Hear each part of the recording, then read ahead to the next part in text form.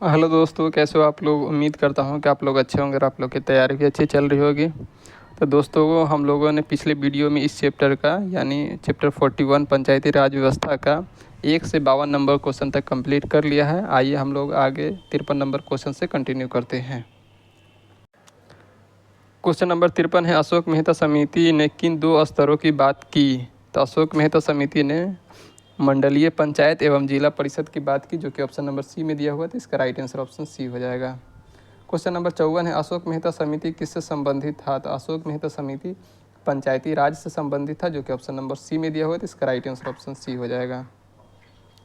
Question number 55 पे आ जाते हैं, पंचायती राज से संबंधित निम्न समितियों को कालक्रम के व्यवस्थित कीजिए और नीचे दिए गए कूट से सही उत्तर चुनिए। ठीक है, तो सबसे पहले आ जाएंगे बी आर बलवंत राय मेहता समिति, जो कि 1957 में आया था। उसके बाद आ जाएंगे अशोक मेहता समिति, जो कि 1977 में आए थे। इसके बाद आ जाएगा जीवी के राव समिति, जो कि 1985 में आए थे। उसके बाद आ जाएंगे एमएल सिंघवी समिति, जो कि 1986 में आ जाएंगे। तो इसका राइट आंसर हो जाएगा 3, 4 और 1, 2, 3, 4, 2, 1, जो कि ऑप्शन नंबर सी में दिया हुआ है। तो इसका राइट आंसर ऑप्शन सी हो जाएगा। क्वेश्चन नंबर हम लोग 56 पे आ जाते हैं। तो 1977 में पंचायती राज व्यवस्था की समीक्षा के लिए गठित समिति का अध्यक्ष किसने की थी। तो 1977 में अशोक मेहता समिति आया था, इसका अध्यक्षता अशोक मेहता ने की थी, जो कि ऑप्शन नंबर बी में दिया हुआ है। क्वेश्चन नंबर 57 है, पंचायती राज संस्थाओं में निम्न स्तर का कौन है। तो 57 का राइट आंसर हो जाएगा ऑप्शन नंबर ए, यानी ग्राम सभा व पंचायत।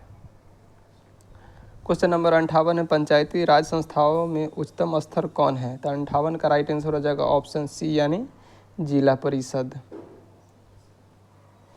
क्वेश्चन नंबर 59 है, पंचायती राज की आधारशिला है। तो पंचायती राज की आधारशिला है, इसका राइट आंसर हो जाएगा ऑप्शन ए, यानी ग्राम सभा।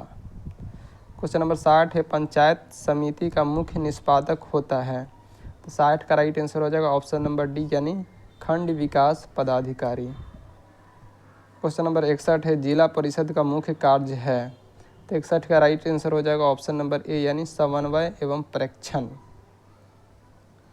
क्वेश्चन नंबर 62 है, पंचायती राज का मुख्य उपलब्धि है। तो 62 का राइट आंसर हो जाएगा ऑप्शन ए, यानी राजनीतिक चेतना का विकास। क्वेश्चन नंबर 63 है, पंचायती राज की प्रधान समस्या है। तो 63 का राइट आंसर हो जाएगा ऑप्शन नंबर बी, यानी दलगत राजनीति। क्वेश्चन नंबर 64 है, स्थानीय सांसद और विधायक किसके पदेन सदस्य होते हैं। तो 64 का राइट आंसर हो जाएगा ऑप्शन सी, यानी जिला परिषद के। क्वेश्चन नंबर हम लोग 65 पे आ जाते हैं। तो क्वेश्चन नंबर 65 है, ग्राम पंचायत के निर्वाचन कराना निर्भर करता है। तो 65 का राइट आंसर हो जाएगा ऑप्शन डी, यानी राज्य सरकार। क्वेश्चन नंबर 66 है, खंड स्तर यानी ब्लॉक लेवल पर पंचायत समिति एक डैश है। तो 66 का राइट आंसर हो जाएगा ऑप्शन ए, यानी प्रशासनिक प्राधिकरण। क्वेश्चन नंबर 67 है, सामान्यतः पंचायत समिति में कितने प्रकार के सदस्य होते हैं। तो 67 का राइट आंसर हो जाएगा ऑप्शन नंबर डी, यानी उपर्युक्त सभी, यानी पदेन सदस्य होते हैं, सहयोगी सदस्य होते हैं और सहयोजित सदस्य भी होते हैं। तो इसका राइट आंसर ऑप्शन डी हो जाएगा। क्वेश्चन नंबर 68 पे आ जाते हैं। तो क्वेश्चन नंबर 68 है, निम्नलिखित का सही वरीयता क्रम क्या है। तो 68 का राइट आंसर हो जाएगा ऑप्शन डी, यानी सबसे पहले आ जाएगा ग्राम सभा, उसके बाद आ जाएगा पंचायत समिति, उसके बाद आ जाएगा जिला परिषद, जो कि ऑप्शन नंबर डी में दिया हुआ है। आ जाते हैं क्वेश्चन नंबर 69 पे, पंचायती राज सम्मिलित है। तो 69 का राइट आंसर हो जाएगा ऑप्शन नंबर बी, यानी राज्य सूची में। क्वेश्चन नंबर 70 है, पंचायतों के द्वारा कौन सा कर वसूला जाता है। तो 70 का राइट आंसर हो जाएगा ऑप्शन ए, यानी स्थानीय मेलों पर कर। क्वेश्चन नंबर 71 है, निम्नलिखित में से कौन सा संविधान संशोधन यह कहता है कि ग्राम पंचायत में 1/3 सीटें महिलाओं के लिए आरक्षित होनी चाहिए। तो ये कहता है 73वां संविधान संशोधन, जो कि ऑप्शन डी में है। क्वेश्चन नंबर 72 है, पंचायत स्तर पर राज्य सरकार का प्रतिनिधित्व कौन करता है। तो 72 का राइट आंसर हो जाएगा ऑप्शन ए, यानी पंचायत सेवक। क्वेश्चन नंबर 73 है, निम्नलिखित में से कौन पंचायती राज के 3 स्तरीय व्यवस्था के अंतर्गत नहीं है। तो जिला स्तर, ग्राम स्तर, प्रखंड स्तर, तहसील स्तर ये नहीं है। तो इसका राइट आंसर ऑप्शन डी हो जाएगा। क्वेश्चन नंबर 74 है, पंचायती राज व्यवस्था अपनाई गई है। तो 74 का राइट आंसर हो जाएगा ऑप्शन बी यानी लोकतांत्रिक शक्तियों के विकेंद्रीकरण के लिए। क्वेश्चन नंबर 75 पे आ जाते हैं। तो क्वेश्चन नंबर 75 है पंचायत चुनाव के लिए उम्मीदवारों की न्यूनतम आयु सीमा होनी चाहिए। तो इसका राइट आंसर हो जाएगा ऑप्शन सी यानी 21 वर्ष। क्वेश्चन नंबर 76 पंचायत राज के कार्य क्षेत्र में नहीं आता है। तो पंचायत राज के कार्य क्षेत्र में क्या नहीं आता है? तो 76 का राइट आंसर हो जाएगा ऑप्शन डी यानी माध्यमिक शिक्षा।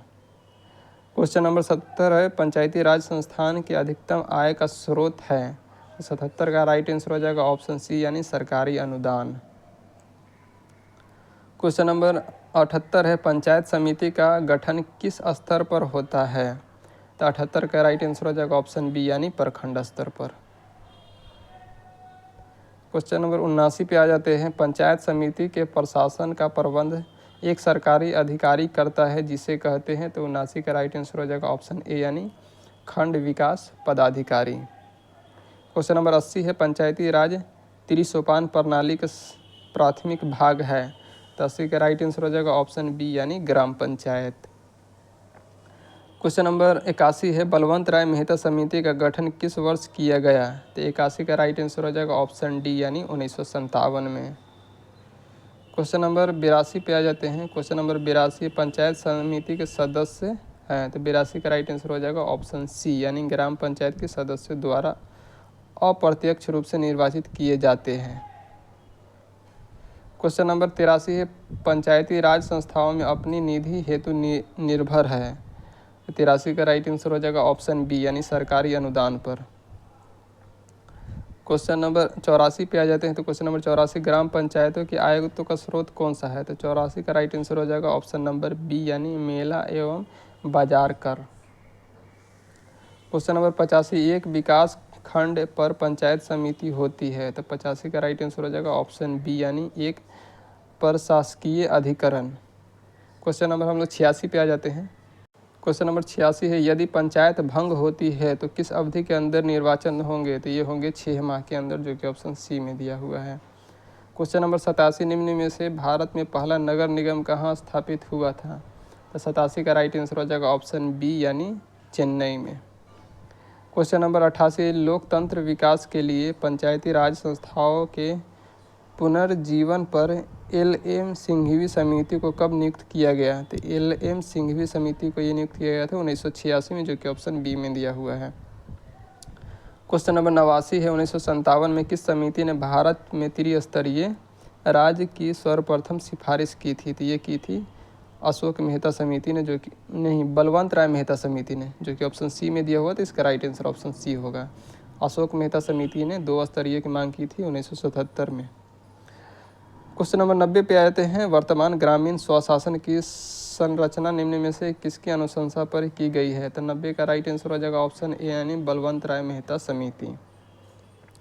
क्वेश्चन नंबर 91 है भारत में पंचायती राज व्यवस्था का वास्तुकार यानी शिल्पी किसे कहा जाता है? तो ये कहा जाता है बलवंत राय मेहता को, जो कि ऑप्शन ए में दिया हुआ है। क्वेश्चन नंबर 92 है भारत में सही मायने में स्थानीय स्वशासन का जनक किसे कहा जाता है? तो ये कहा जाता है लॉर्ड रिपन को, जिन्होंने 1882 में स्थानीय स्वशासन का जनक कहा जाता है। तो इसका राइट आंसर हो जाएगा ऑप्शन बी। क्वेश्चन नंबर 93 है भारत में प्रत्यक्ष लोकतंत्र का उदाहरण क्या है? तो 93 का राइट आंसर हो जाएगा ऑप्शन डी यानी ग्राम सभा। क्वेश्चन नंबर 94 निम्न में से कौन सी एक समिति पंचायती राज संस्था से संबंधित नहीं है? तो 94 का राइट आंसर हो जाएगा ऑप्शन ए यानी PVN राव समिति, जो कि पंचायती राज से संबंधित नहीं है। क्वेश्चन नंबर हम लोग 95 पे आ जाते हैं। ग्राम पंचायतों की आय का साधन निम्नलिखित में से कौन नहीं है? तो 95 का राइट आंसर हो जाएगा ऑप्शन ए यानी कृषि आय पर कर। क्वेश्चन नंबर 96 निम्नलिखित में से क्या प्रत्यक्ष लोकतंत्र का उदाहरण है? तो 96 का राइट आंसर हो जाएगा ऑप्शन डी यानी ग्राम पंचायत। क्वेश्चन नंबर 97 है ग्राम पंचायत के निर्वाचन के प्रतिनिधियों का कार्यकाल कितना होता है? तो ये होता है 5 वर्ष, जो कि ऑप्शन ए में दिया हुआ है। क्वेश्चन नंबर 98 है पंचायतों के संदर्भ में निम्नलिखित में से कौन सा कथन सही है? तो इसमें एक में दिया हुआ 50% सीटें अनुसूचित जाति या अनुसूचित जनजाति महिलाओं के लिए आरक्षित है, जो कि गलत है। ये जनसंख्या के आधार पर दिया गया है। और दूसरा में है ग्राम सभा का एक निकाय है जिसमें गांव में रहने वाले सभी लोग होते हैं, ये सही है।